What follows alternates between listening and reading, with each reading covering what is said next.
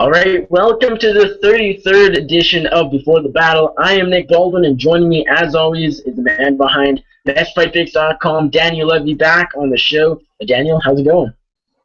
It's going amazing. I mean, Tomas Almeida's fighting 21-0. You got Cody Garbrandt 8-0. Jorge Masvidal. There's a lot of good fighters on this card, and I can't wait to talk the fights. And joining us, as always, a writer for today's Knockout.com and Sportsnet.ca. Go, Paolo, back on the show. Paolo, how's it going? Hey, happy to be back, guys. Just excited to talk about this card. It's a free card, so you always got to be excited about that. And it's on Sunday, just a reminder. It's not on Saturday, it's on Sunday.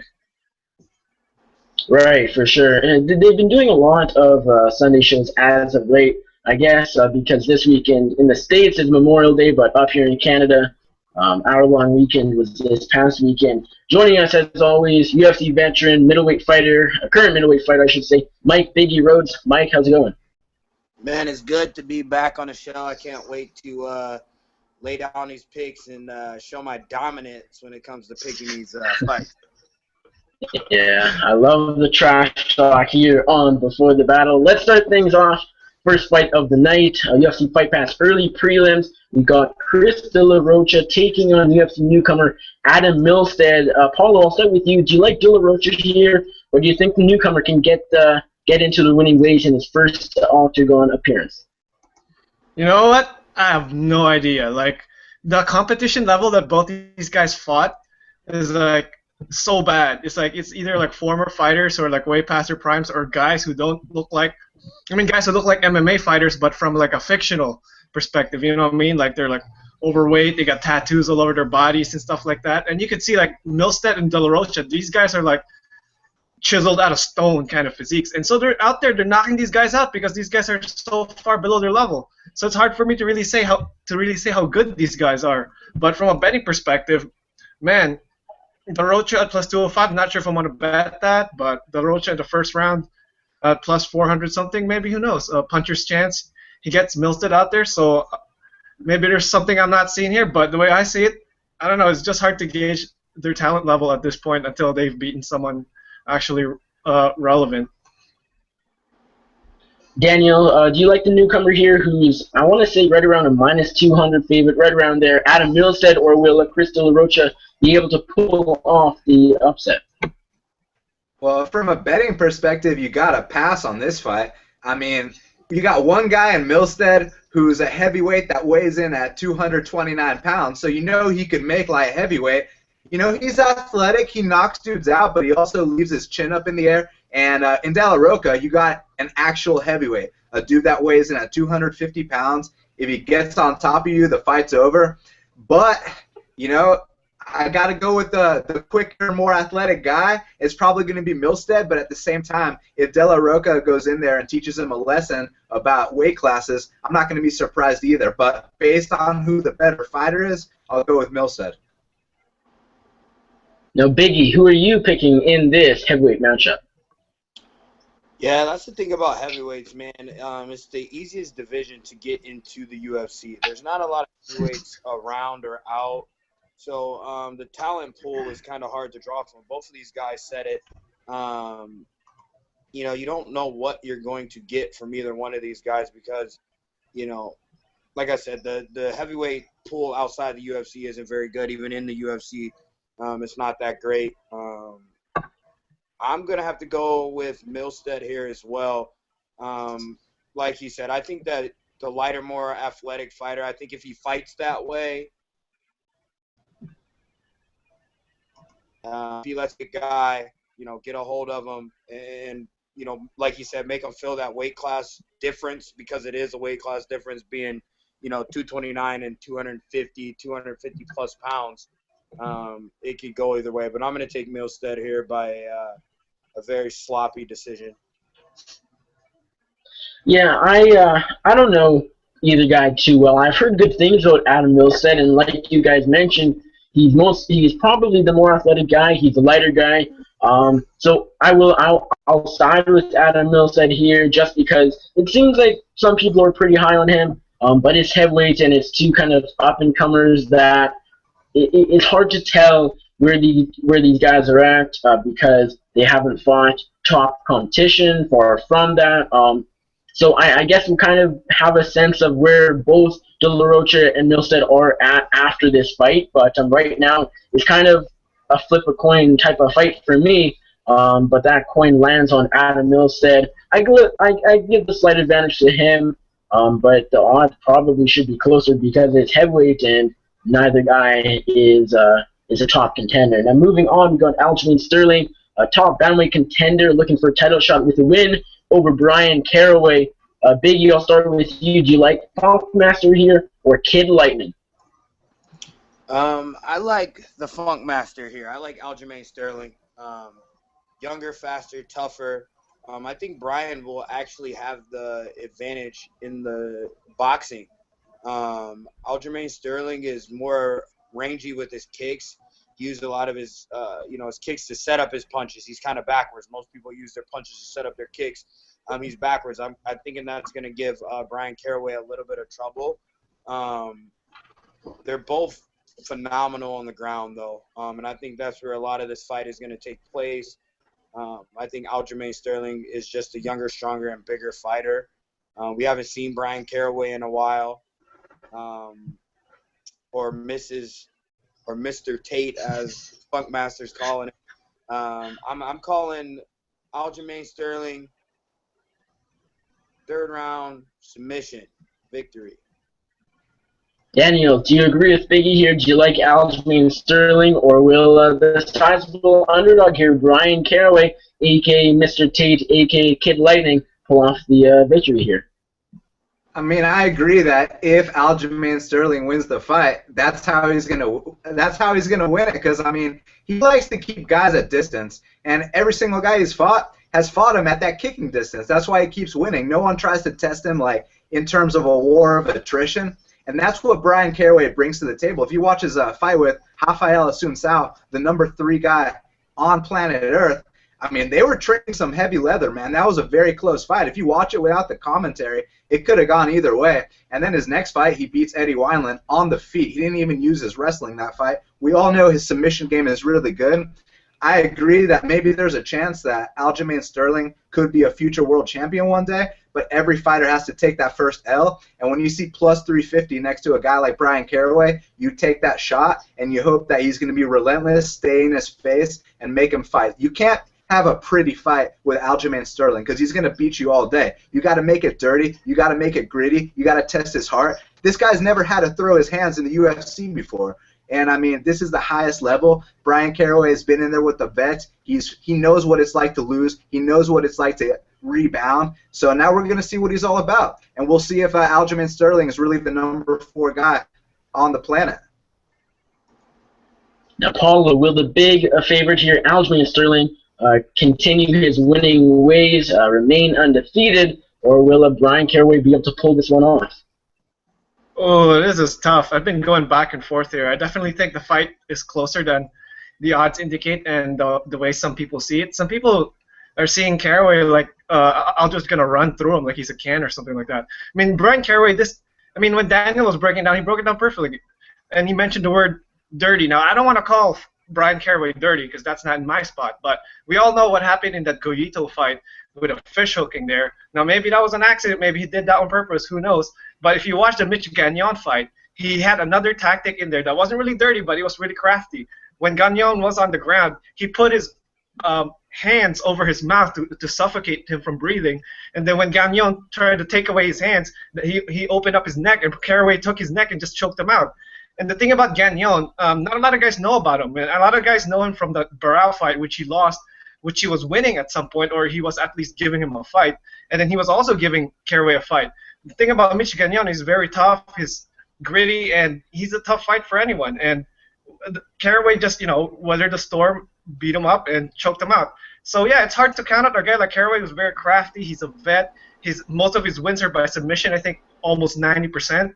And we really haven't seen Aljamain Sterling tested in that way yet. But I'm going to lean slightly on Aljo to pass this big step up in competition.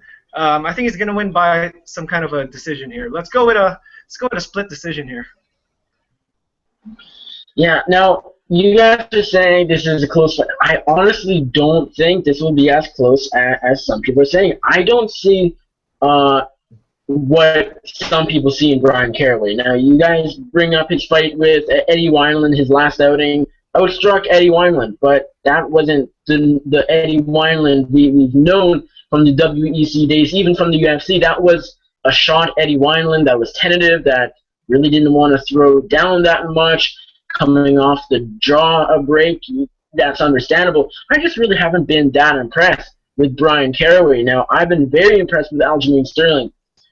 Early in his career, he's picking up those finishes. Then he kind of went in a, I want to say he picked up a couple decisions, maybe just late submissions, but somewhat unimpressive wins. But in his last win, that I believe a second round submission over Johnny Eduardo, this guy is getting just better and better, and I really do believe he is a number 5 ranked, or deserves to be a number 5 ranked 135 pounder. I truly believe he's a top contender and can really contend and be competitive with the best of the best in the bantamweight division.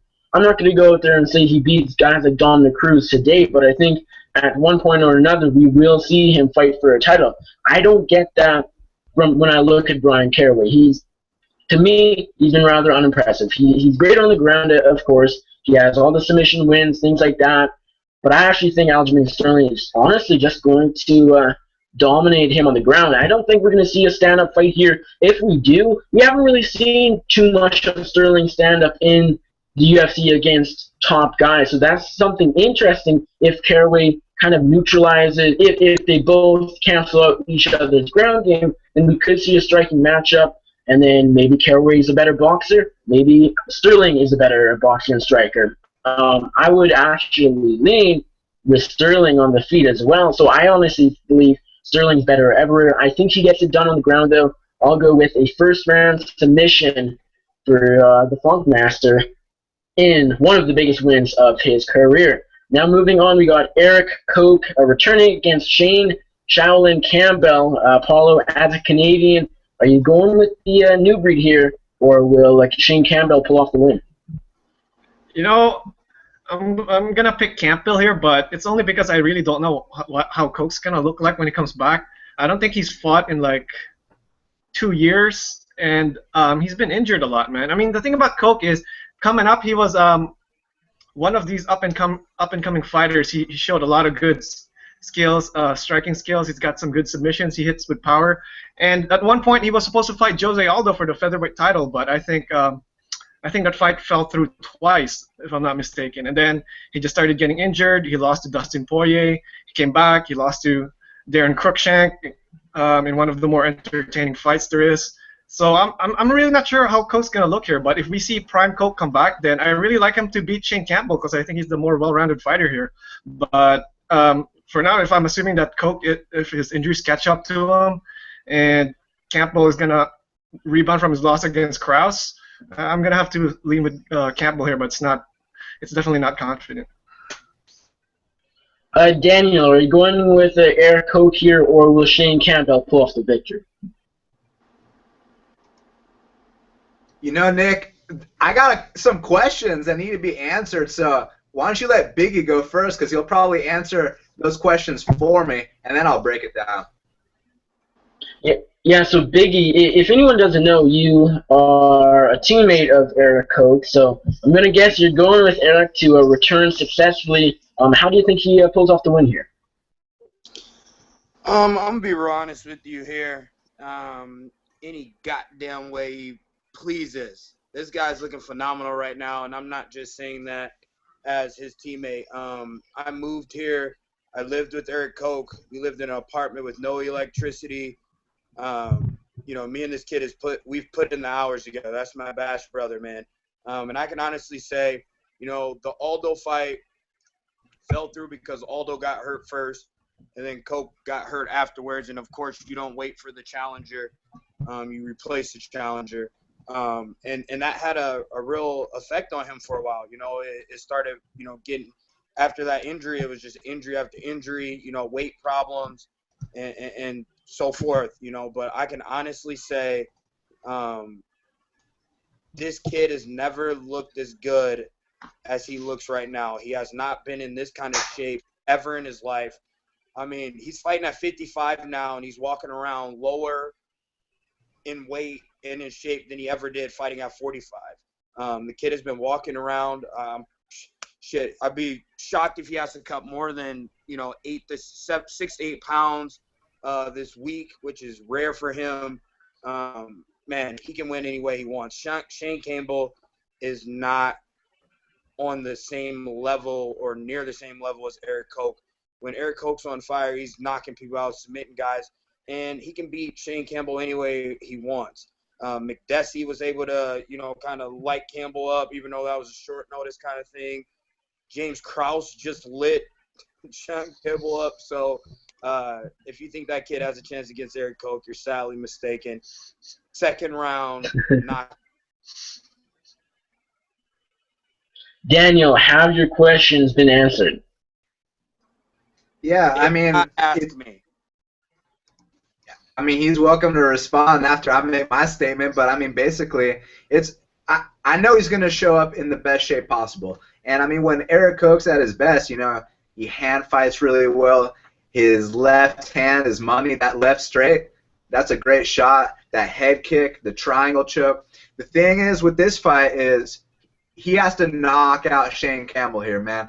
He can't get into a war of attrition with Shane Campbell. I haven't seen Eric Koch win a war of attrition. I mean, there's no shame in losing to a guy like Dustin Poirier, but there's a reason Dustin Poirier won that fight. And Shane isn't as dynamic as Eric at all. He's slower, but he's got this toughness to him, man. You can never count him out. So if Eric can't find his shots and he's feeling that ring rust, he could lose a decision.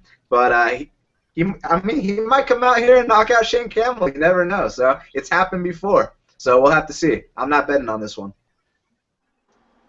Yeah, this is a very, very close fight. Yeah, Diggy, did you have something to say? Yeah, I mean, if you look down Eric's record, definitely the Dustin Poirier fight. I mean, but if you look in that fight, Koch hurt Dustin Poirier, had him in a triangle, and almost finished that fight as well. I just think that Eric has the more ways to win the fight rather than lose the fight. I mean, Eric Koch is one of those guys, they call him the new breed for a reason. That's why he's had that nickname, that moniker, because he can fight everywhere. He's good everywhere. And so there's nowhere Shane Campbell can really win. If he tries to make it a war, Koch can wrestle him if he wants to and use, his dominant jiu-jitsu from top to beat this guy up. And so, I just don't really see where Shane Campbell can really win. Eric Koch's not going to get tired. So if he wants to be tough and just get beat up for 3 rounds, I think Koch will be more than happy to oblige him. So you don't think there's any storm to be weathered? You think he's ready to go the full distance? Yep. The only thing Shane Campbell has really, and if you watch it, he kicks a lot. He doesn't set his kicks up with his hands. His hands are really fucking sloppy. He throws a lot of kicks that get checked and blocked. He just hasn't had anyone counter him off those kicks. And I mean, dude, we're Rufus sport. We are striking extraordinaire. So he's going to strike. He's going to get checked. He's going to get returned. And I'm telling you, knockout is the prop on that one, buddy. Man, you're convincing me to take that shot, dude. Yeah, same here. Yeah. The more I listen to Biggie say how good Eric Koch is looking in the gym right now, the more I want to lean with Eric Koch. And this has been a coin flip for me all week. I've been like, am I going with Shane Campbell, Eric Koch? Is it going to be ring rust? Like, to me, it all comes down to, will Eric Koch look how he did a few years ago? According to Mike, definitely, but and not to go against what Biggie's saying here, but oftentimes fighters coming off layoffs, 2 years, 3 years layoffs, like big layoffs, will say, I'm looking the best I've ever looked. And they may believe that. They may look fantastic in the gym, but a fight is a different story. It doesn't necessarily translate from how you're looking in the gym to how you're looking in the fight with the layoff. You gotta think ring rust could be a factor. There are guys, look at Dominic Cruz, who comes off a layoff and looks the best he's ever looked, basically. Storms just destroys Takeya Mizugaki, comes back, wins the title. Great story there. But then there's guys like just last weekend, I believe there was someone coming off a big layoff who you could definitely tell. I don't remember who it was. It was either last week or the week after for the Overeem Malofsky card. But nevertheless, seems most guys coming off layoffs don't necessarily look the best they've ever looked. So I have to go into this fight thinking there's a good chance that Eric Koch will have and will suffer from ring rust. With that being said, I believe Shane Campbell can get the job done here. I think he's going to turn this into a bit more of a scrap than maybe Koch is wanting. I think he's going to simply outstrike him on the feet. I'm not sure Koch will be able to land his shots that he's planning on landing. I'm going to be brutally honest. I don't know tons about Eric Koch simply because he's been out for so long. I still consider myself a new fan. I believe the only time I've seen Eric Koch fight live was the loss to Darren Cruikshank, and obviously I'm not going just by that loss, or else I would pick just about anyone against Koch. But I still feel Shane Campbell can get this one. I was actually fairly impressed with Shane in that loss to James Krause. That was actually a really fun fight. I don't remember if that was a fight of the night winner or not, but I'm going too long. I'll go Shane Campbell, but this is a very close fight. I'll go Campbell by split decision, actually. I think one judge will give it to Eric Koch. Now, moving on, we got Jay Collier taking on Alberto Uda. Daniel, do you like the prototype here or Alberto Uda? Well, in the United States, you pronounce it Collier, and I gotta go with Jay Collier, man. I mean, he's the more athletic guy. The thing with Uda is he's very aggressive and trying to find that tie clinch, but he's kind of got a bit of a soft frame. He's kind of, he doesn't like to exchange punches too much. And Jay Collier hits like a truck, man. So it's a matter of, him not letting Uda get into that tie clinch, let him bang a couple knees in there, because then Jay Collier could slow down. So Jake's got to just be the stronger, more athletic, younger, fresher guy, and I think he'll get the upset. Paolo, do you like Collier here, or will Uda get the job done? Well, I'm Canadian, and I'm going to pronounce it Collier, Nick. But yeah, I think Collier's going to get it done, man. Honestly, this Uda guy, I'm not sure why he opened as a favorite, man. I mean, I'm watching his tapes, and no offense to the guys he's fighting, but he's fighting bumps, man, and he's not looking good against them. I mean, a lot of these guys he's finishing them because they're making mistakes. I mean, one guy was basically just trying to lay and prey on him for the whole fight, and was giving him all this chance to lock that triangle on him and submit him, and that's exactly what he did. And against Jake Collier, yeah, he's been knocked out. He got knocked out by Miranda in the dying seconds of one round. He got caught in a bad position against Dongyi Yang, and he got finished, but, Uda is not those guys, and I think Collier's going to roll here and he's going to win pretty dominantly. Biggie, do you like Uda here or Jake Collier? I'm going to go with Jake Collier here. Former RFA guy with me and myself. We both fought down in Brazil together. That's when he lost to Miranda. But Jake hits hard, man. He's a stud. Young kid. As long as he's been training really hard for this, like you said, the other guy's kind of soft. I looked at his body; he's a little soft there. And Jake isn't afraid to get after you and get in a dogfight. So, as long as he keeps that chin down, I'm gonna take Jake Collier. Yeah, I'll go with Jake Collier, and I'll keep this short. I don't know anything against Uda. I'll go by what you guys are saying. He's probably not the most impressive UFC debuting fighter out there. Not like the prototype has looked that good either, coming off to the second round knockout loss. Before that, won a split decision that I thought Ricardo Abreu won, and then before that, got starched by Vitor Miranda. I believe he actually looked okay in the first minute or two of that Vitor Miranda fight, which who we'll get to, of course, later on. But nevertheless, flip a coin, it lands on Jake Collier for the decision. And moving on, we got Abel Trujillo taking on UFC newcomer Jordan Rinaldi. Biggie, who do you like in this lightweight matchup? I'm gonna take Abel Trujillo. He's from Iowa, guy that I know that I have previous encounters with. one of my former teammates, Carrington Banks, trains down with the Black Zillions, and they are pretty good friends. So from what I hear is that Abel's been training hard, man. He was ready for a scrap before his opponent got pulled due to the USADA mix-ups that's happen to be all over right now. Rinaldi, I'm not super impressed with him. He's fought another friend of mine, Cliff Wright, who I actually thought beat him.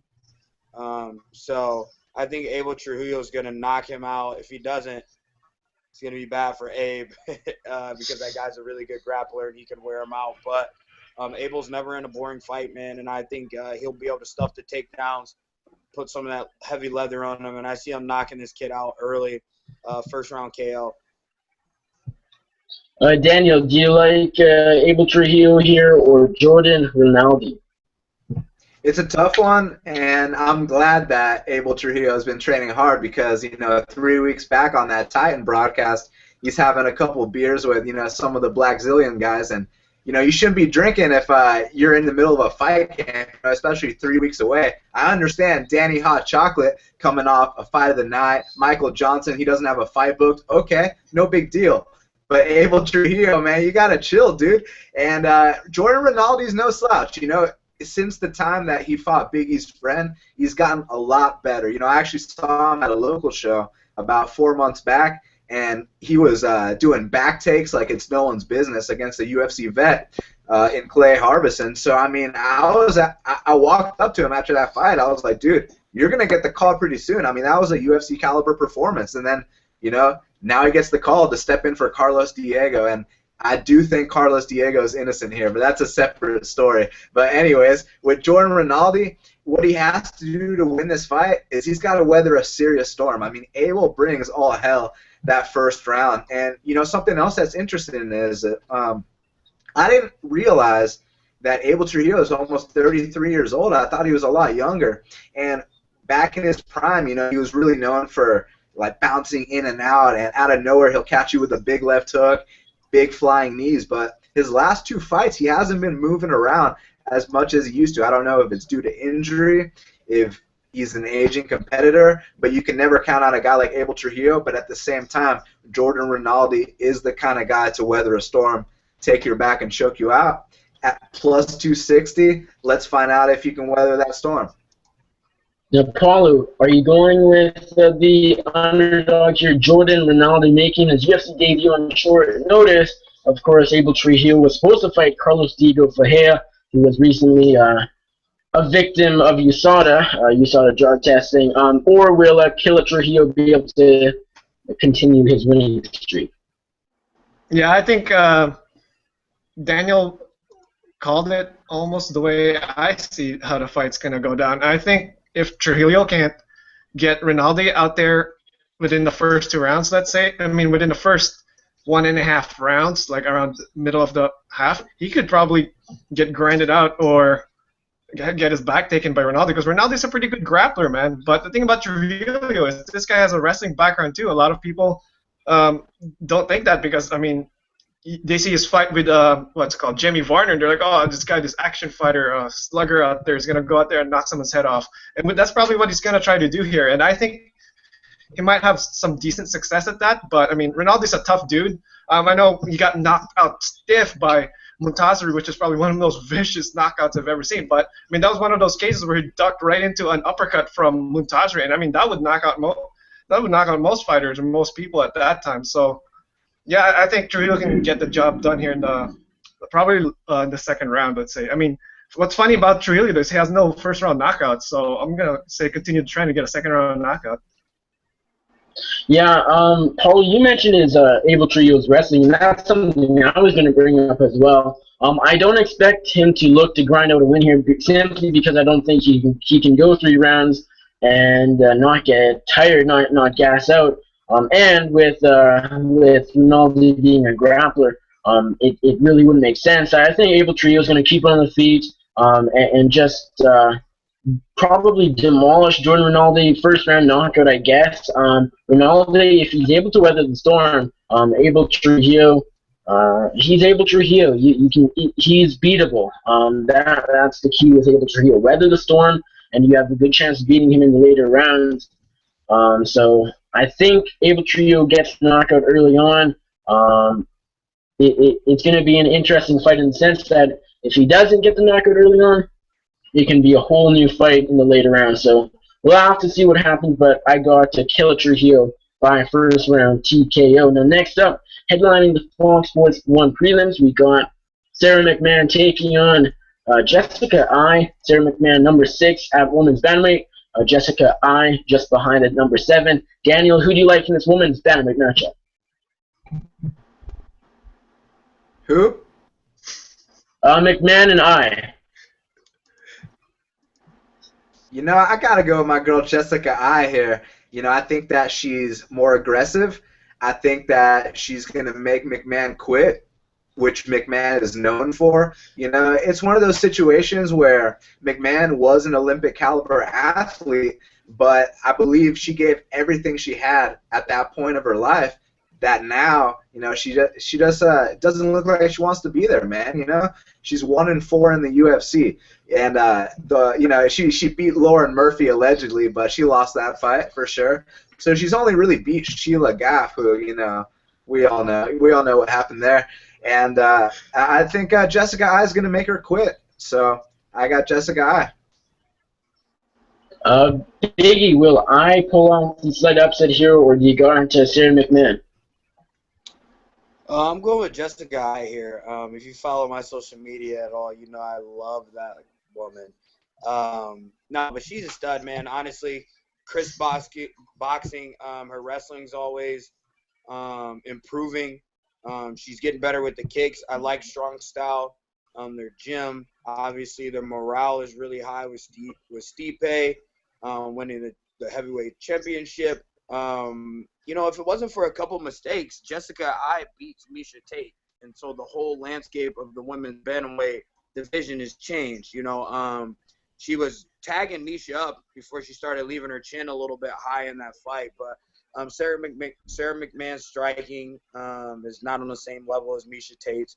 I see Jessica I pushing the pace, able to stuff some of the wrestling, beating her up, and like Daniel said, I can see her making her quit, man. I'm going to take Jessica I in this fight. Now, Paolo, do you like Jessica I here, or do you think the slight favorite here, Sarah McMahon, can get back into the winning column? You know, what's interesting is if you look at the prop right now, I'm not saying you should bet it or I'm gonna bet it, but I wins by TKO is like plus 600 right now. Now that's pretty tempting. Although this might still be a case of where Sarah McMahon sort of grinds out a decision, controls I for a good portion of the fight. I doesn't get to do a lot of doesn't get to attack her as much. But when the few times that she does more damage than McMahon does in the whole fight. And what fancy is like, oh, Jessica I won this fight for sure. Like this is a clear-cut decision for I. And then the judges give it to McMahon because the judges favored, you know, octagon control and like, you know, a dominant position and stuff. I can entirely see that happen. So I think McMahon could win by like some decision here, but I really want I to win here. So I'm gonna go with the person I want to win here, and I'm gonna go with Jessica I. I think Jessica I could beat up Sarah McMahon and, like Daniel said, break her will and make her quit. Yeah, this is interesting. We're all going with the underdog here. I also like Jessica I to pull off a decision win over Sarah McMahon. This isn't a case that.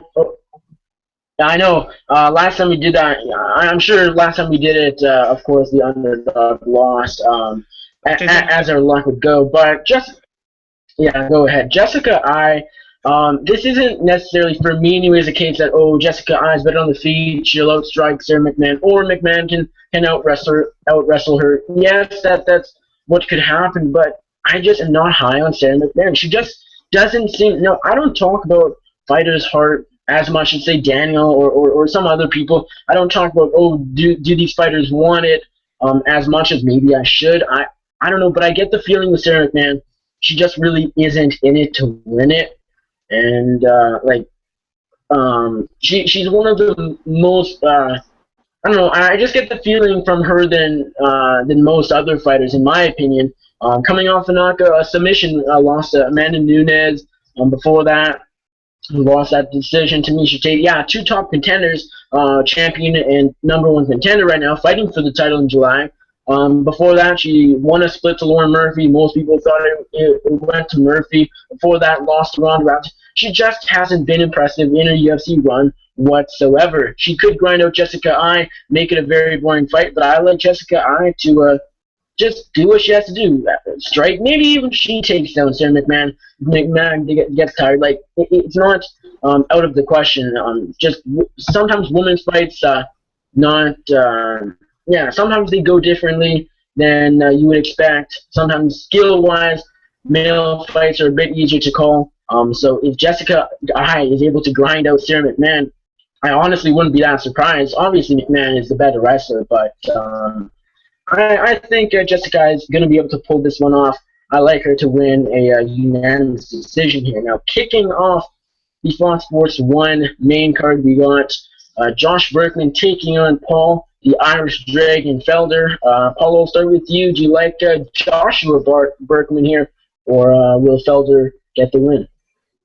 I like Paul Felder here, but I don't like him 3-1 like him, you know what I mean? I mean, think about Paul Felder. I'm still high on this guy, even if he had a couple of losses. He was in a really close fight against Cruikshank until he submitted him. The thing about, but you can't really, I can't really pick Berkman because this guy has, he doesn't have good fight IQ, man. When I'm watching his fights, he just does things that makes me question what his strategy is. Like in the Dong Yen Kim fight, for example, this guy was hurting Dong Yen Kim on the feet. And Dong Yen Kim, as we know, Dong Yen Kim's known for, this guy's a grappler who thinks he can strike, but every time his chin gets touched, he sort of crumples. And the thing is, Berkman was hurting him pretty badly there. He was actually close to knocking him out at one point. And what does he do? He shoots for a takedown. He does that for all 3 rounds, actually, which is funny. And eventually, after he gets taken down again by Kim, or I think he got swept, he just gives up and Kim chokes him out.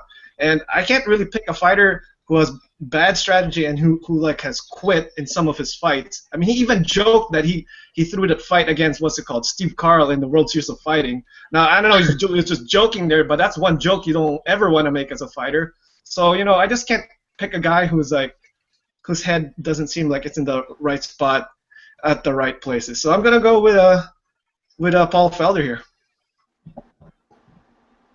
Now, Biggie, while Daniel goes and kills the Spider, who do you like in this lightweight matchup? I'm gonna take Paul Felder as well. Josh Berkman, that whole thing with Steve Carl, I kind of believe because I mean, look at Steve Carl, look at what Josh Berkman has done. I can believe that he really did that to get away from those guys over at WSOF.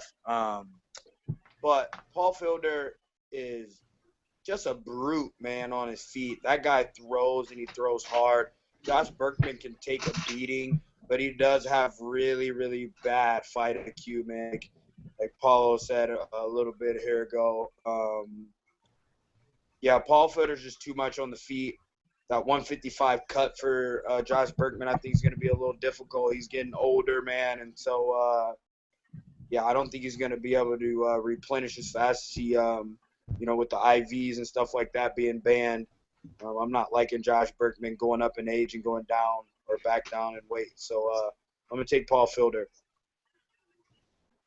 Now, Daniel, do you like Berkman here or the sizable favorite, Paul Felder? Berkman's getting knocked out for sure. I mean, listen, there's only one reason that an aging competitor like himself, who barely could make 170 pounds, is now fighting at 155, because a lot's changed in the sport. Do I need to go any further? You guys know what the deal is. And he's cutting big weight to make 155 as well. And it's not going to go well for him, If you're taking a shot on the dog, you're banking that, he catches Felder with a big counter. But I don't see it. And Nick, you mentioned how I talk a lot about how, guys wanting it more and this and that. Well, I think Paul Felder wants it more, and that's going to be a big key here. And that was a big key in his fight against Cruikshank because it was a close fight up until the 3rd round.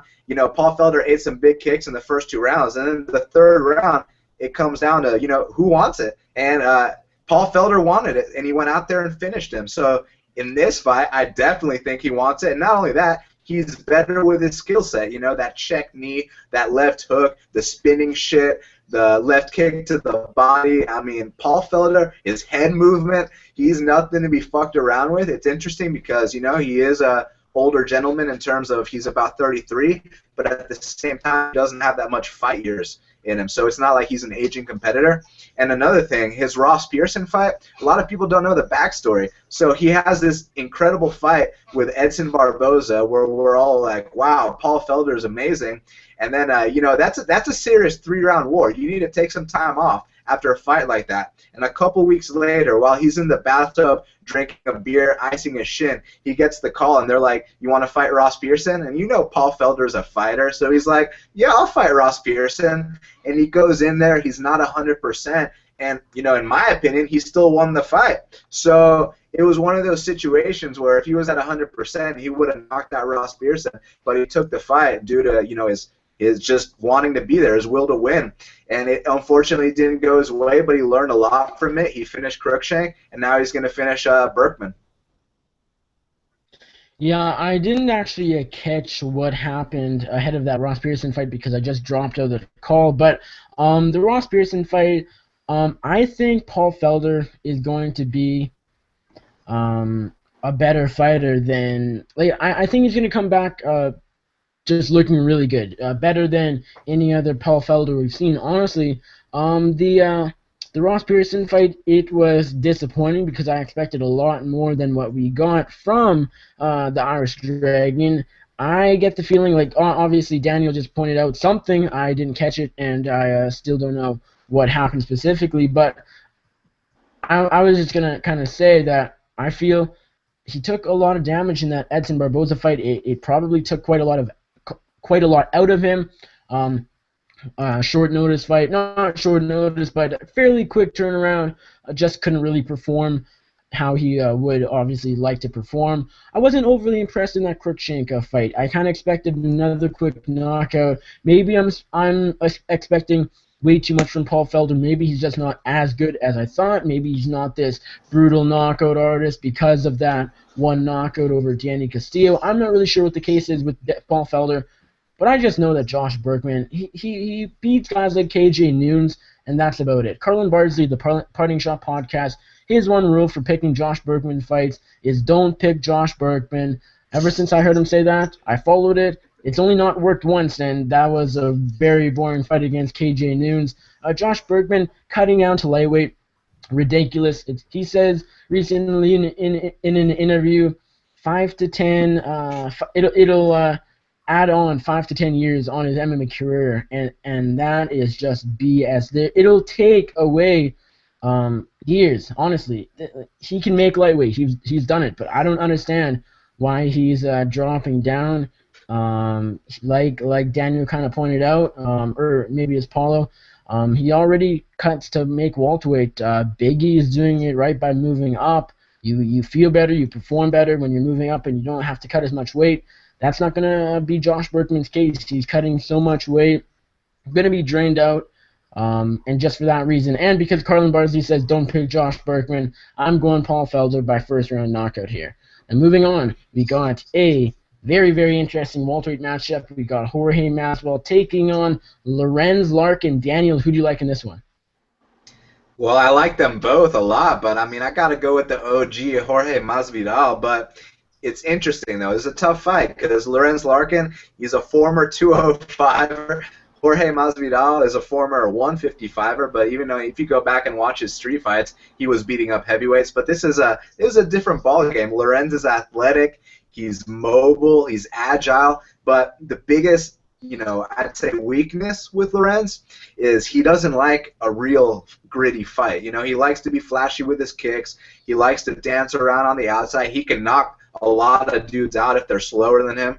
But with Jorge Masvidal, his technique's very, very good, especially with his hands. And if he can get his hands going against Lorenz, he could get the upset. It's a matter of, will the size play a factor here? Will the speed difference play a factor here? Because, look, Lorenz is the better athlete, and he can win a boring decision here. He could possibly catch Jorge Masvidal. Masvidal's had so many fights.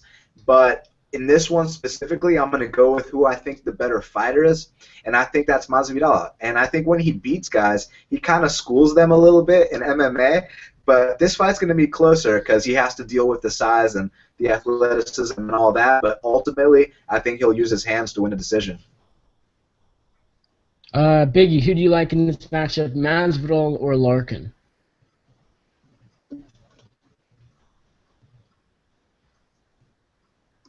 Biggie? What All up, right, Paolo? Biggie? Biggie is Paolo. Larkin or Masvidal while Biggie comes back to life.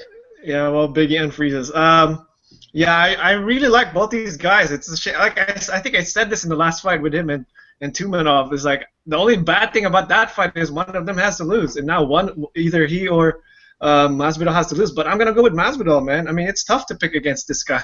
I mean, I think Masvidal's always been one of the more underrated fighters in the UFC because this guy's an OG, like Daniel said. I mean, he's from the streets, man. I mean, he's got good chin, although he's taken a lot of damage recently. So I'm a bit worried about that. And one guy you don't want to have a fading chin against is Lawrence Larkin because this guy's got really quick hands and got really nice knockout power. So if he catches Masvidal, he could probably put him away. Maybe not out cold, but hurt him enough that the ref sees enough and just waves the fight off. But if Masvidal can sort of like survive like he did against Cruikshank, I like him to sort of like use his all-around skill set to like dirty up the fight and get Larkin off his game and probably finish him late or win a decision. Since Mike is gone for now, he dropped it a call, so hopefully he's trying to come back ASAP. I'll give my pick. I'm going to agree with both of you here. I like Jorge Masvidal. It's an interesting fight. This is a fight I actually called for a little while back, and I'm really excited for it. It's a really fun matchup. I feel like I could be disappointed. I feel like it could turn into a bit of a slower fight, but I'm fingers are crossed that I'm completely wrong there. I hope it's going to be a really flashy and fun fight. Larkin, like Daniel mentioned, he doesn't really want to have a grinding type of fight, a gritty fight. He's a flashy fighter. Masvidal is very technical. He can be flashy, but at the end of the day, he's also a very gritty fighter. I think he's going to pick apart Lorenz Larkin on the feet. I think he's also better on the ground. And Lorenz Larkin, I don't know really what his ground game is like, but he obviously excels on the feet. Masvidal could drop him. No, not drop him with a punch, but like get him to the ground, sink in some sort of guillotine maybe.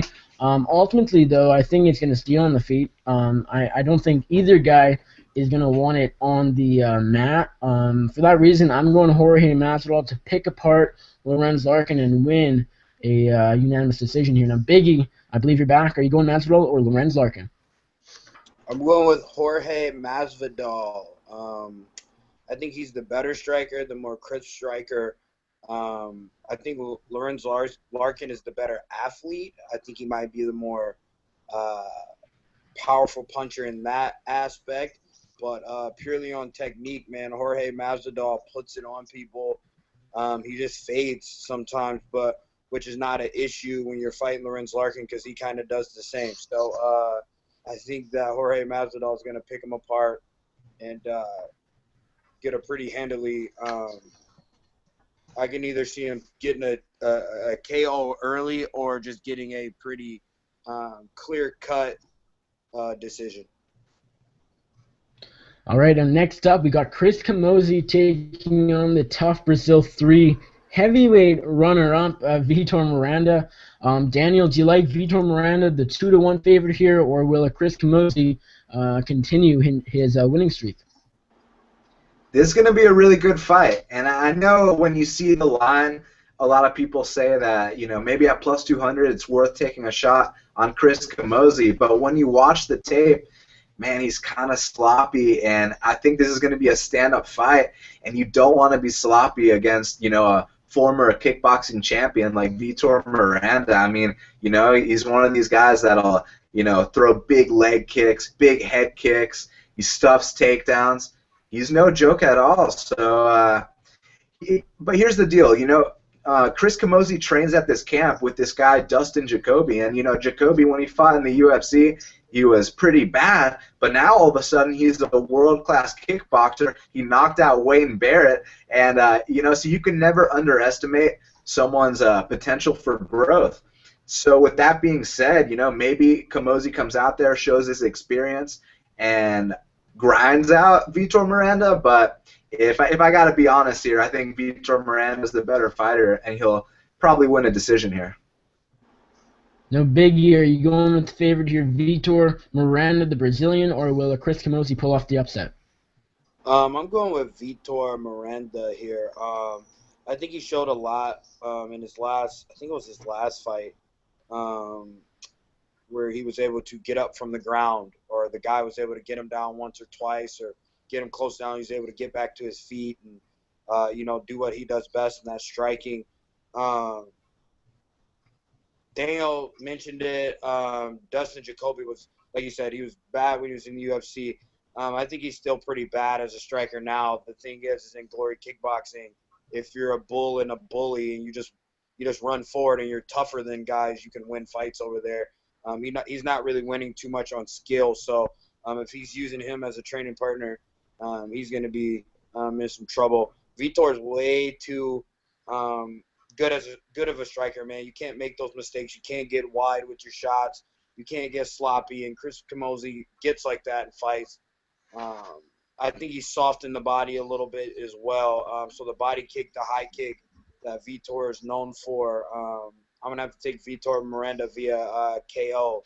I'm going to say first round because he starts fast. Now, Paolo, do you like Vitor Miranda like Daniel and Biggie, or will Chris Camozzi continue his winning ways? Yeah, you know what? I want to pick Camozzi just so we have a little bit of a dissension here, because I noticed we're all picking unanimously, which I really don't like. But man, I can't pick Camozzi against Miranda because, for one, I really like Miranda. I've liked him ever since he was in Tough Brazil. I sort of sympathize with his life story. He has a really cool nickname, Lex Luthor, which nobody uses for whatever reason. And yeah, he's a great striker, man. I mean, this guy's, I think that he deserves a step up in competition, and I think Camozzi, I guess he has a puncher's chance, although Camozzi by knockout at plus 1385 pretty much shows that not a lot of people have faith in Camozzi's power or lack thereof. And I mean, Miranda, he's been in a couple of wars. He's been, I think he got knocked out a couple of times in the K1 circuit. So his chin isn't probably 100%, but he's very experienced, man. And when he gets rocked or when he gets hurt, he knows how to recover, get his bearings straight. When he gets taken down, he's gonna keep his cool and get up because he's very experienced and he's very mature. So I think Miranda's gonna, get the job done here. It's gonna be close for maybe a few rounds, but he's eventually gonna get Camozzi out of there, or at least win a decision. Yeah, I got to go with Vitor Miranda here as well. Chris Camozzi, he's decent everywhere. His best bet in this fight is to grind out Vitor Miranda, but as Biggie brought up, Vitor Miranda's takedown defense is no joke. I believe he got taken down once or twice in his last fight, was able to get back up, maybe defended all the takedowns. I don't recall exactly, but I do remember him having good takedown defense, being able to get up from the takedowns relatively quickly and easily. So that's a good sign when you're fighting a guy like Chris Camozzi. Vitor Miranda's striking is way more powerful. He's just way more crisp. He's more athletic.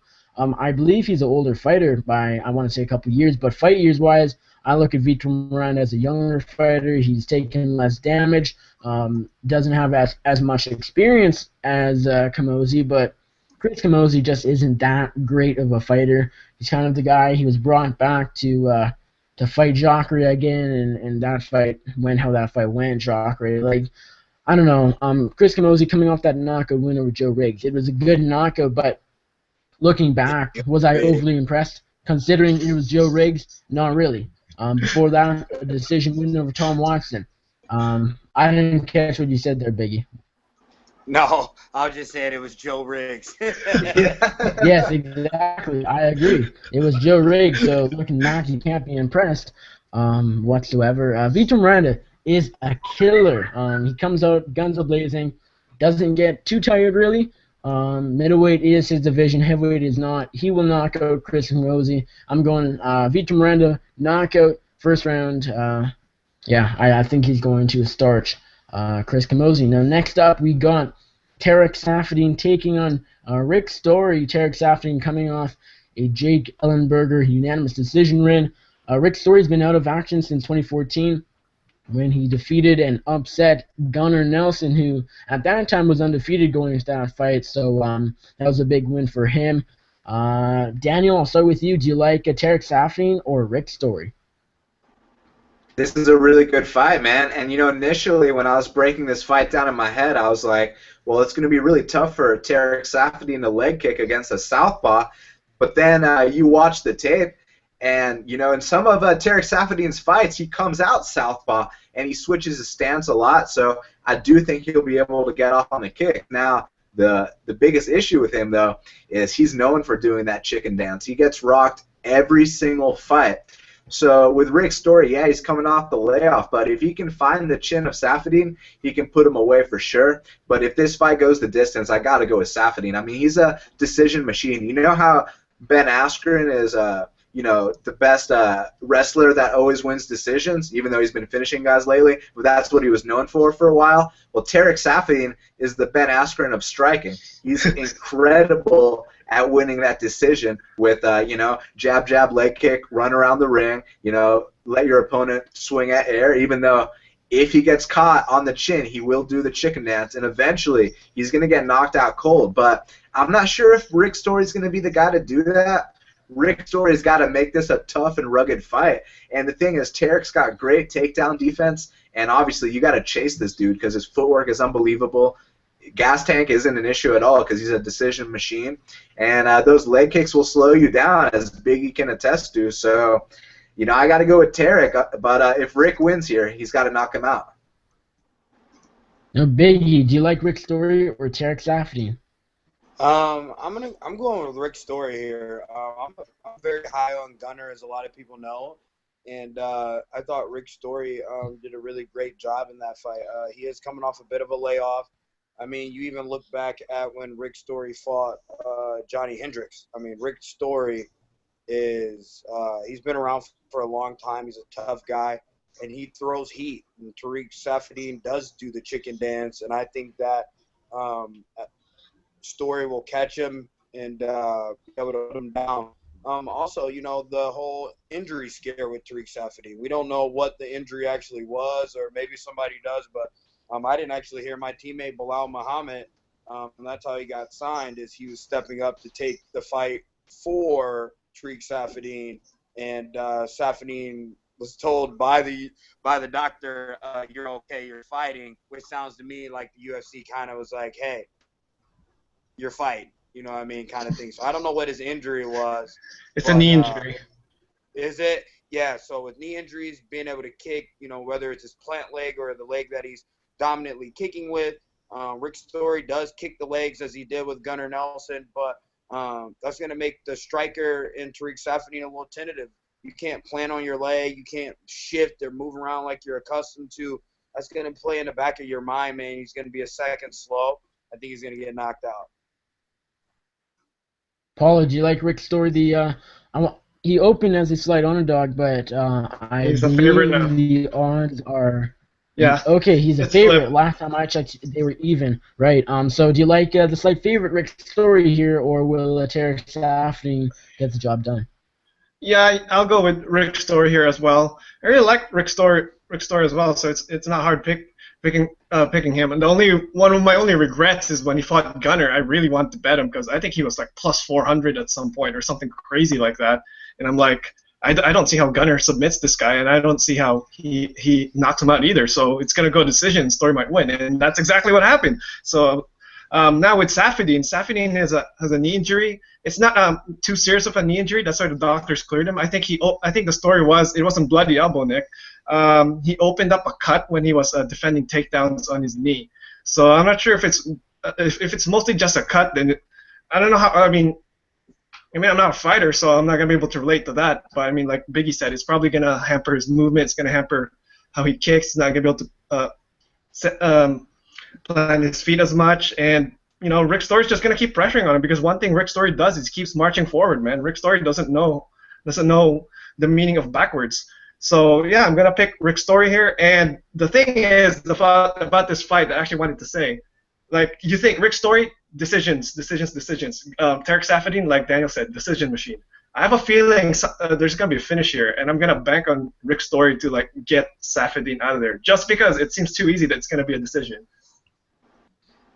The thing with Tarek Saffiedine is it all comes down to how serious that injury was and is. If he goes in there and it's nothing major really whatsoever, then it's a close fight. Nevertheless, if the knee injury is severe enough, just not severe enough to force him out of the fight, then his kicking is such a big portion of his game, and he won't be able to kick as well. So there goes a big chunk of Tarek Saffiedine's game. So you can't be confident as a Tarek Saffiedine backer, but at the same time, you can't really be confident as a Rick Story backer because of all of his injuries prior to this fight, after the Gunnar fight. He's been out of action for a year and a half, basically, since that Gunnar Nelson decision win. I believe he had some sort of neck injury. So, I mean, it's serious stuff. It's just what Chris Weidman pulled out with as well. Something similar. I'm not sure exactly what. But so these two guys are kind of prone to injury. So I can't be surprised either way, no matter who wins. I'm going with Rick Story to win by decision. I think he grinds out Tarek Saffiedine. Saffiedine's probably a bit more crisp on the feet. Story, in my opinion, has more power on the feet, but I actually think he's going to take down Saffiedine. And I think just Rick Story grinds out a decision win here, either 30-27 or 29-28. Now, next up, we got the co-main event of the evening. Former UFC bantamweight champion Renan the Baron Barao moving up to featherweight for the very first time against Jeremy Little Heathen Stevens. Mike Biggie Rhodes, do you like Barao here or Jeremy Stevens?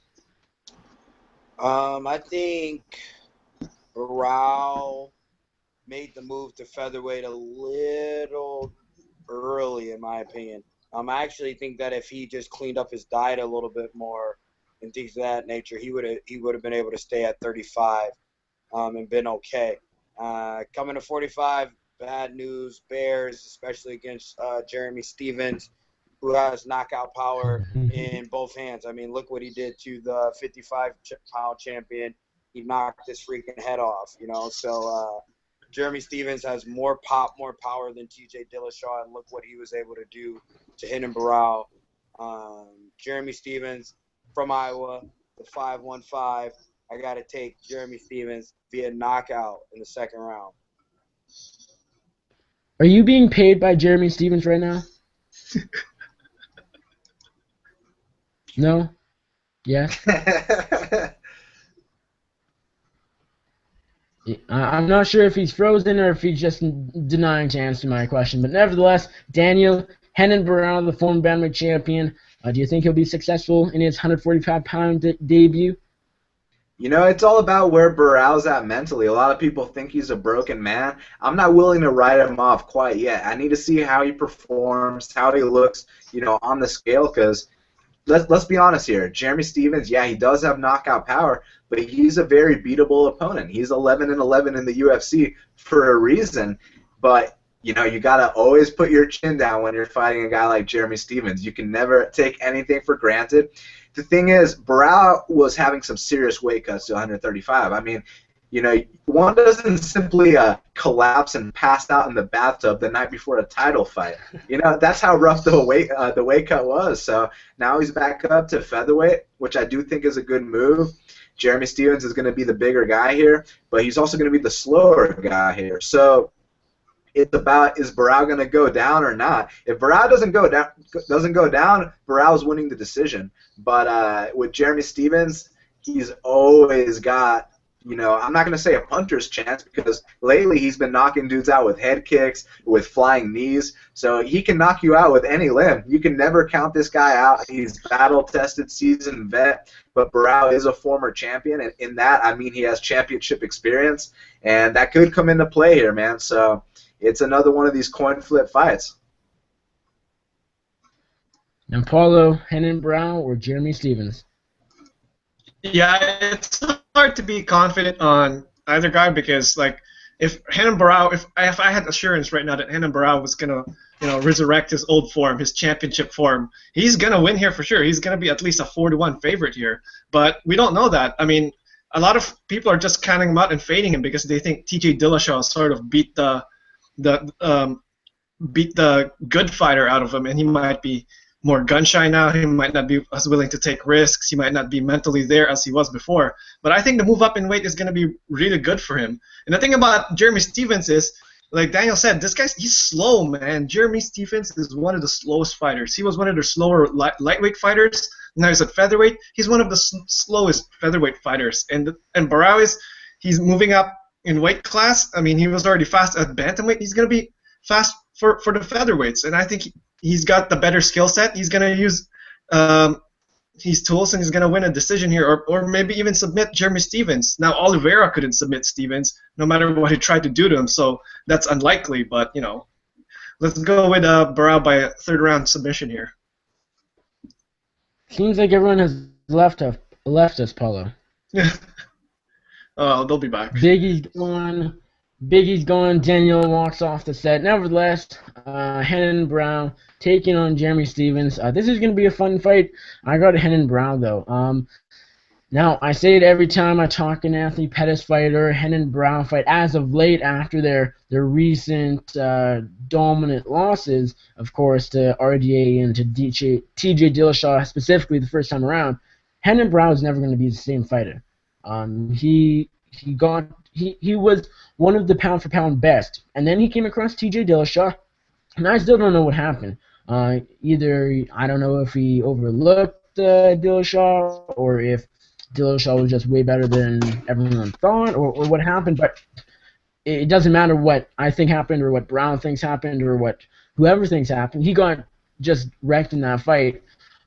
It was a beatdown by T.J. Dillashaw. Then he comes back against Mitch Gagnon. People are saying, oh yeah, Barão's back. Still one of the best, number 2 bantamweight, still pound for pound 15. And he beats Mitch Gagnon, a top 25, top 30 bantamweight. But he doesn't look impressive whatsoever. He gets the third round tap. He just didn't look that good whatsoever. Wasn't able to get his striking off to where it should be. I feel the prime Renan Barão would have been able to finish Mitch Gagnon in the first couple of minutes. Maybe I'm just underestimating Gagnon, but that's my thoughts. And then he comes back, he would do, gets finished again. So I don't know where Renan Barão's head and heart and skill is going to be at. It's a different situation with Anthony Pettis because it's kind of been wrestlers, but now Edson Barboza. Again, we don't really know where Pettis goes from here, but I say this for every beatdown. You get beat down so badly. Some fighters will be able to rebound very easily, look better than ever. Some fighters, like Pettis and like Renan Barão, never look the same. So Jeremy Stephens could win, but I'm not finished backing Renan Barão just yet because he's fighting Jeremy Stephens.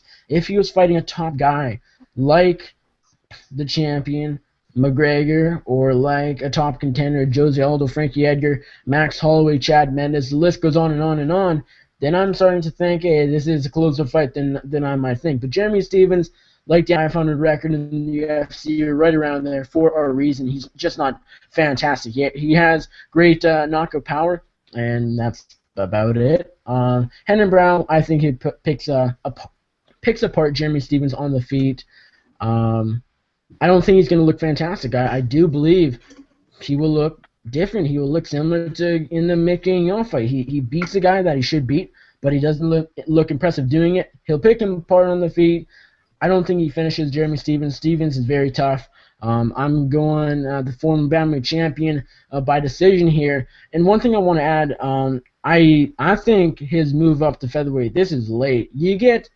If you faint while cutting weight the night before a title fight in the bathtub, or 2 nights before, one night before the weigh-in, 2 nights before the fight, you faint in the bathtub, get knocked out by the wall or whatever happened, you're not supposed to be fighting the next time out at that weight class. You move up right away. So I'm glad he is. I've been calling for a move up for a long time, but it is late. That's something I just wanted to add. But anyways, next up we have the main event of the evening, headlining UFC Vegas. We got Thomas Almeida taking on Cody No Love Garbrandt. Daniel, you've been high on Thomas Almeida for quite some time. You have 4 units down on the Brazilian. How does he beat Cody No Love Garbrandt? By vicious knockout. I mean, you guys know the deal here. Listen, Cody Garbrandt, I mean, if you want to talk about padded records, because I know people are going to act like Thomas Almeida has the padded record, let's talk about a padded record real quick. UFC debut, fights Marcus Brimage. It was a close fight before he knocked him out. Next fight, he gets a showcase. He's supposed to go in there and starch Henry Briones. And I don't want to say he struggled because it was a 30-27, but I mean, were you guys impressed with that fight? Like, real quick, were you? Because I don't think anyone was impressed with that fight. Next fight, he should be thanking God. He should be thanking God right now that he didn't have to fight John Lineker, and he got to fight Augusto Tanquinho Mendez. And, you know, of course he knocked him out in the first round. But, you know, when people talk about his clean boxing technique, I'm like, what clean boxing technique? He throws a nice left hook, a nice shovel punch. But when I think about clean boxing, I think about crisp, straight punches, and then you mix your hooks and the head movement. This guy sticks his chin straight up in the air. That's not clean boxing technique, my friends. And with Tomas Almeida, yeah, you know, the first 2 minutes of every fight he takes off, just like all the greats do, just like Anderson used to do, and he gets tagged a little bit. But once he finds his timing, I mean, this kid keeps his composure the entire time. And then he paints a picture with his striking. Nice, straight, crisp punches, mixes it up to the body, flying knees, head kicks. He drops dudes with elbows, and he's overcome adversity in fights before. He's been dropped and gotten back up. And, you know, people are going to talk about how, oh, Almeida got dropped by Pickett. Well, what's worse, getting dropped by a seasoned vet like Pickett or getting KO'd stiff by Gerald Hodge? You let me know. So I got Tomas Almeida by KO here. 21-0 with 20 finishes for a reason. Now, Biggie, this is why I wanted you on before the battle, so you could disagree all day with Daniel Levi, best fight picks over here. You're going Cody No Love Garbrandt. Tell us why. Tell us how. I think that we should put the Avatar bet on there. I think I want to be the face of picks for a while due to Cody Garbrandt fucking destroying Thomas Almeida. Thomas Almeida is a very basic shootbox fighter. He walks in a straight forward line going forward. He does the same thing going backwards. Cody No Love Garbrandt, he is not a super clean boxer, but that's in his favor because he uses a lot of MMA footwork, which changes the angles of punches. Instead of being straight in front of someone, feet planted, throwing straight shots. He steps off at angles, so a lot of his punches are going around the guard. If you watch shoot box, it was made for big gloves. They all put their hands to their forehead, and they march forward. That wasn't for a 4-ounce glove. He's going to get touched around, beat up the middle, and if he tries to walk forward, he's going to get taken down. Cody No Love has sick wrestling. I mean, I've practiced with him. I've trained with him. I've seen his wrestling, and when he chooses to use it, which in this fight I think he will or should, he'll be able to take Thomas Almeida down. He has pretty good jiu-jitsu as well. I think good top control, some strikes from the top, but I don't think a lot of the fight will end up on the ground. I think he's going to show that part. That's going to make Thomas Almeida a little tentative. Plus, he's going to touch him early and often. He keeps a pretty high pace. So does Thomas, so I think it'll be a very entertaining fight. But Thomas Almeida does have more tools or uses more tools as far as striking. He uses the knees, the elbows, and stuff like that. But you have to be within distance to get touched. And we've all seen his chin. He gets wobbled every single fight. You guys are bringing up a knockout of a guy's amateur career. He's going to put it on Thomas Almeida. He's going to be, 21? No, he's going to be 21-1 after No Love knocks him out. I like it. All right, Paolo. Who do you agree with, Daniel Levi or Mike Biggie Rhodes? I think I should just defer my pick and give them one more round from each other. I'm really liking the back and forth here. The thing is, I don't know what else more to say. I mean, after how to follow up a detailed breakdowns like that, I think they both have solid points here. The only thing I gotta point out here, the thing that really sticks to my mind here is how Cody said he's gonna knock out Thomas Almeida in round 1, and I think how he does that is when Thomas Almeida gets a little bit reckless, which he does tend to get, and he becomes hittable, and he runs right into one of No Love's punches, which could entirely happen. But I mean, the Briones fight is still fresh in my head, man. I mean, what was he in that fight? Was he like a minus 1350? He was some ridiculous cyborg-like numbers in that fight, and he doesn't do anything in that. I mean, Briones, Guido Canetti was lighting up Henry Briones, okay? And no offense to my man Guido, I love him. He's a cool guy, but as a fighter, he's one of the lower-end fighters in the UFC. So if Guido Canetti was lighting up Briones and Cody No Love, who has superior boxing, doesn't do it, I'm thinking, where's the Killer Instinct, man? So as far as Killer Instinct goes, I like Thomas Almeida. I like Thomas Almeida here, but I'm really worried with his really aggressive style against Cody Garbrandt, but I'm still going to lean Almeida here. I think he's going to dust Garbrandt sometime in the first 2 rounds. But, I think we should let Mike and Biggie pick up where they left off at some point here. Garbrandt was... yeah, let's just move on to 199. We'll just do 5 before the battles back to back to back. I'm down up till 3 a.m. Why not? Anyways, though, Daniel Levi, his nickname is Best Fight Picks for a reason. I'm sorry, Mike, but I gotta go with Thomas Almeida here. I think if Cody Garbrandt wins, because Gunnar won a couple weeks back, I will now call you Best Fight Picks if Cody wins, but I'm not going to be calling you Best Fight Picks because Cody isn't going to win.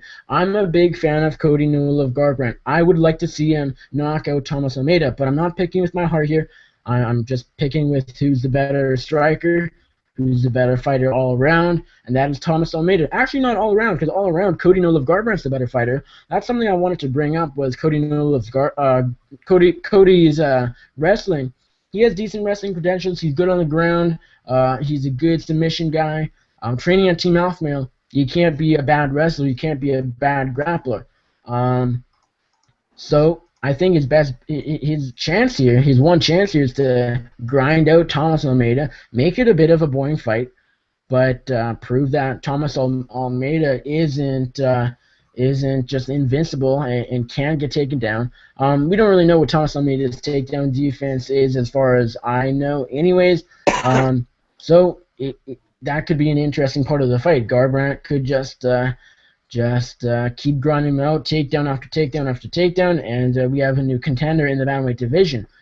But I don't think that's gonna happen though. Thomas Almeida is gonna keep it on the feet, and honestly, Cody's probably gonna go for the knockout too. He's a knockout guy. His wrestling is just kind of the last resource, in my opinion. Thomas Almeida knocks him out. He's the crisper striker. He has more strikes with his clinch game and his everything like that, his knees.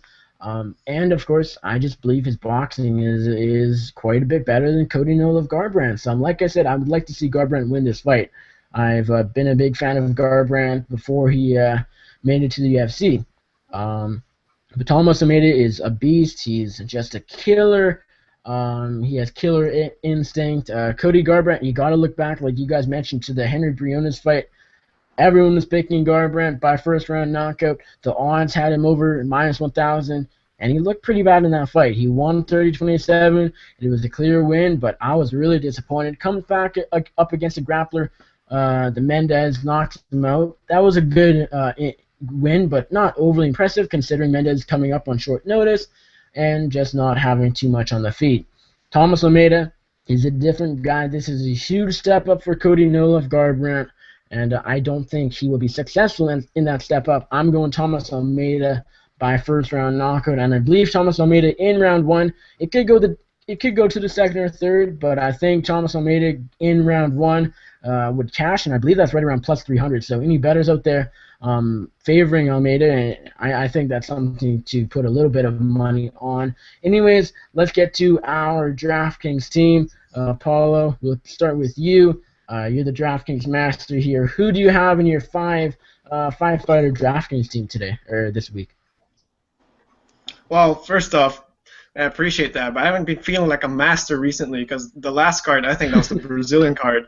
Freaking Vitor Belfort cost me a lot of money because he was the only losing fighter in my team, but I still won a little bit. I mean, it was a losing night, but I would have lost so much more if the other four guys didn't dust their opponents quickly. But for this one, for the GPPs, I got the Killa, probably to knock out Rinaldi at some point, hopefully in the first 2 rounds. I got Vitor Miranda to probably get Kamotsi out of there, but if he doesn't, he's a high volume kind of guy, so he's gonna land a lot of strikes and defend a lot of takedowns, so he's gonna get points that way. Thomas Almeida.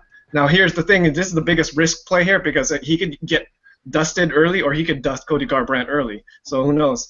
And then Jeremy Stevens, that's a budget play right there. He's like I picked Barao in the fight, but I mean if someone's gonna land that big bomb or the big knee, it might be Jeremy Stevens. And Chris De La Rocha. I mean, Adam Milstead is the faster guy, but it's heavyweights, man. One punch or one flick or whatever else can entirely change the fight. So. Now we'll go to Daniel. I know you don't play DraftKings. You're still waiting for that partnership with BestFightPicks.com. But let us know your bets. Anything else you want to add when it comes to just anything fantasy or betting wise? I mean, DraftKings. It's time to sponsor half the battle so I can start giving out teams. But until then, I got to stick with my bets. And I did straight bets on Tomas Almeida, Jake Collier, and Brian Caraway at plus 350. And then I'm on the fence, about potential bets on Paul Felder inside the distance. And maybe a little sprinkle on Jordan Rinaldi. So we'll have to see what happens. But, yeah, bestfightpicks.com. All right, Biggie. I'll ask you every week until you say yes. Are you back into betting, or you're not too confident enough on Cody No Love there? No, I am definitely back in the betting. I just got the account re-upped, got a little money put over in there. I'm taking my teammate Eric Koch. Because I'm putting my money where my mouth is. I said so much about it, and I totally 100% believe it. And I can tell you this, Coke cost me about $4,000 one time. So, well, potential I could have won $4,000 off a little bit of nothing on a huge parlay, but definitely gonna put down enough money that if it doesn't go that way, I'll be hurting a little bit. But no, I just want to talk about one thing because I don't have a DraftKings team or anything like that. I'm gonna do. I don't know why, but I'm the fucking parlay master as far as when it comes to bets. I'm probably gonna have a couple straight up bets too, but Cody No Love in that Henry fight was sick, man. He was very, very ill, and then also I know he doesn't like to say it distracted him. Because it's awesome what he does. But, walking out with that kid, fighting cancer, and he was crying before that fight, man. That was an emotional thing for him. I think he's past that now, and I definitely think that he's going to be on his best. Plus, all the little shit that's going in the hotel I just read about, he's trying to fight his teammates and shit. It sounds like it's going to be a war. I don't think it gets Wait, what? Yeah. Wait, who's trying to fight who? No Love, I guess, have been talking shit on Almeida's Instagram, like his personal account, like going on there and like telling him how much he sucks and telling him that he would beat him and his teammate who fights in the UFC, Arantes. Arantes. Both up. And Arantes, like, I guess he was walking through the hotel or something, and he gave Cody a look, and they said Cody stared him down. And so the guy and him and start having words, and they're getting ready to fucking throw down in the hotel. So Cody sent out a tweet like, you guys, your team think they're fucking tough. Like something about the shoot box being bitches and everything. So, yeah, sounds like some shit's going down at the fighter hotel. So, I think they're going to be two fired up dudes. So somebody's getting knocked out, and I'm going to go with my boy No Love. Yeah, that's gonna be an interesting fight to see if that gets into either guy's head. I mean, we saw with Will Brooks and Patricio Pitbull. I want to say last November or so. I think that was That was when they nearly brawled or almost brawled or something like that, and then Patricio lost his title. So we'll see what happens. But as far as my DraftKings team, I'm a little iffy on a couple picks just because I don't think these guys get finishes, but there aren't too many underdogs I'm picking. But anyways, my DraftKings team is Thomas Almeida to knock out Cody Garbrandt. I got Shane Campbell to decision Eric Cook. I got Jorge Masvidal to decision Lorenz Larkin. Vitor Miranda to knock out Chris Camozzi. And Rick Story to grind out Tarek Safin. So anything else you guys want to mention about this card? We covered every fight, but anything else you guys forgot to mention, want to mention now before we wrap the show up? How did you fit all those fighters, Nick? Aren't you going over your 50,000 budget with all those guys? No, I'm at right at 50,000. Oh, damn. All right. Anything else, guys? Daniel, Biggie, anything else you guys want to mention? I think everything's been said. Now it comes down to Sunday night, live on Fox Sports 1, and we're going to see who the better man is. So, we'll all be tuning in, and then we'll come back here next week, and we'll talk again. Now, Biggie, you mentioned some Twitter avatar bet with Daniel over there. Is this going to be a thing? I mean, if he's down for it, I am up for it. Let's do it. What are we doing exactly? What did you say? You just got to change the avatar in your Twitter to the other person. Oh, okay. Yeah, let's go. Let's go. Right. Hey, I want to do that with you two Canadians picking that Campbell guy too. What's up? Sounds good. Sounds good. All right, cool. I'll take that bet. All right, done. Hey. We're gonna have four. Now, we might have four now, photos based on Twitter, dude. We're gonna have four photos. Yeah. Hey, how long's the bet? Yeah. 1 week bet or what? 1 Yeah. week. One All right. week. All right, 1 week. Until UFC 199. Until 199. Until the next before the battle, I guess. Yeah, Boom. sure. Done. And Daniel and Paul, you guys still owe me some maple syrup or some sort of Georgian thing for that. What was it? Was it? I forget which fight, but you owe me something. So. I thought. Anyway, thank you guys. Hey, Nick, I thought you bet me on Olivier versus Carlos Diego. What's up with that? No, I picked Diego Ferreira in that one. Oh, okay, good. That's good to know because I know at the weigh-in, Olivier gave him maple syrup, so maybe that's what I'm thinking about.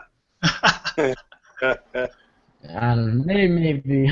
But there was a fight, and then I think I doubled over on Pettis Barboza with Paolo. Anyways, we'll figure that all out. Thank you guys for coming on the show as always. Daniel, before we wrap this up, just let the before the battle audience, if there is an audience right now, where they can find you on social media. Anything else you got to say with your bets, bestfightpicks.com, your website, your podcast, anything else, go ahead. Yeah, the website, bestfightpicks.com, all the plays are there. And the podcast, Half the Battle. Subscribe on iTunes, SoundCloud, and YouTube. And, man, been killing it lately. Been talking to guys like Pat Healy, Dre the Bull, Charles Rosa. I mean, the list goes on. Tomorrow I'm talking to Big E's teammate Bilal Muhammad, who recently got signed to the UFC, Desmond Green, and then we got a couple UFC guys in the works. And then after James Vick takes care of business next week, we always got that Vick post-fight victory podcast. So stay tuned to Half the Battle and make sure you subscribe. All right, now, Paolo, where can we find your writing, your DraftKings plays, everything else you got going on in the world of MMA, and let us know where we can find you on social media? Go ahead. Yeah, you can find me at the Twitter at GoPaoloMMA, like it says there. And actually I'm not with Today's Knockout anymore, and I'm going back with Vendetta Fighter. So, but I'm still with Sportsnet, so you can find my works at Sportsnet. And yeah, I'm going to have something up with my DK lineup with Vendetta Fighter, so come check that out soon. Interesting. Yeah, congrats to you on that. I know Vendetta Fighter, I worked with you on that website for like a month, and then they let me go. So, interesting website, though, so congrats to you on rejoining Vendetta Fighter. It's new management now. Let us know. I know, Keith. I kind of know what's going on there with Keith being gone and stuff. But anyways, Biggie, let us know where we can find you on the Twitter. anyone else, anyone who didn't tune in last week, let us know when you're fighting next in next month, I believe it is. Let us know all the details of that. Anything else you got going on? Go ahead. Yeah, fighting June 24th for Fight Championships in Des Moines, Iowa, for their 185-pound title against this dude named Rakeem Cleveland, who decided to get on Instagram and start talking shit yesterday. And I had to tell him, calm down, big fella. I'm going to knock him out. He's running his fucking mouth. So there's that. I got something in the works. It was supposed to be today, but we had a little mix-up with Skype. Me and Robin Black are going to be doing a breakdown of the is that 199 with Rockhold and Bisping 2? Yeah. We're going to be doing a couple fight breakdowns and things on that card. The big thing for me, my walkout shirt for the Victory Fighting Championship. It's for my niece. It's dedicated to her fight against cancer. She has triple invasive, cancer. That's what the 3 ribbons on the shirt represent. Find that over at my Facebook, my Twitter, and my Instagram, which is at Team Rock Biggie. All the proceeds are going to her, and the research on that. It's one of those ones without a cure at the moment. So if you get a chance, go over there and grab one of those shirts. If you're international, I don't know if they ship or if they do that, but yeah, that's definitely the biggest thing going on in my life right now. Yeah, follow me on social media. Come talk shit. Let's talk fights. And yeah, that's it. Yo, Mike. Yo, make sure that you and Robin Black break down Vic versus Dariush. Vic versus Dariush? Yeah. I'll see if he'll let me throw that in there, because he kind of just hit me up like, yo, these are the fights that we're breaking down. I'm like, all right, cool. So we'll see if he can throw that in there on that one. He said of course he wants to break down the big ones, and then he said that we'll throw in a couple other fights. So I'll have to talk to him about that. Yeah, let him know what's up.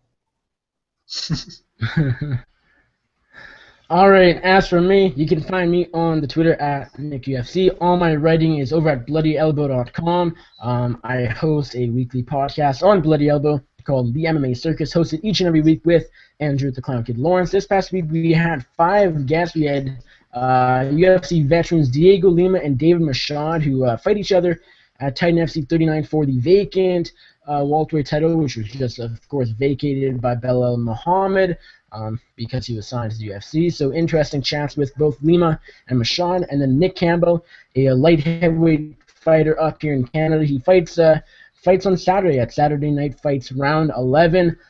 Takes on Devin Smith. We had Diego Lamas, who fights tomorrow at Lion Fight 29. A very interesting story from Diego Lamas. He moved from his home country of Mexico to California just around 2 years ago, and with basically nothing. 2 bags of luggage, a bit of savings, and he couldn't speak English, and he just kind of moved in here, went to a gym, kind of lived in a motel for a little bit, found an apartment, and just started a new life. So really interesting story from Lamas there. And then David Rodriguez, a ESPN Radio Albuquerque host, he had joined me and Andrew to break down this card and talk some news and everything like that. So check that out. Episode 60 of the MMA Circus on Bloody Elbow. Article for the Georgie Karakanian interview I did a couple weeks back out earlier today, giving me an update on Fear the Fighter, that company that didn't pay a bunch of fighters. Fear the Fighter has still yet to pay Georgie Karakanian, so he's really mad about that. He says he's going to come to Canada and find those the people behind Fear the Fighter, so I'm getting a little scared about that. Yes, I know that it's going to get interesting. And then I'm writing an interview piece for that Diego Lamas interview I did coming from Mexico and things like that. I haven't finished writing that, but that'll probably be out tomorrow. I think that's about it. So thank you guys, as always, for coming on the show, coming on to break down UFC Fight Night Vegas, 88, Garbrandt versus Almeida. We'll see if there's 4 biggies next week or if there's still just one. With that, We're out.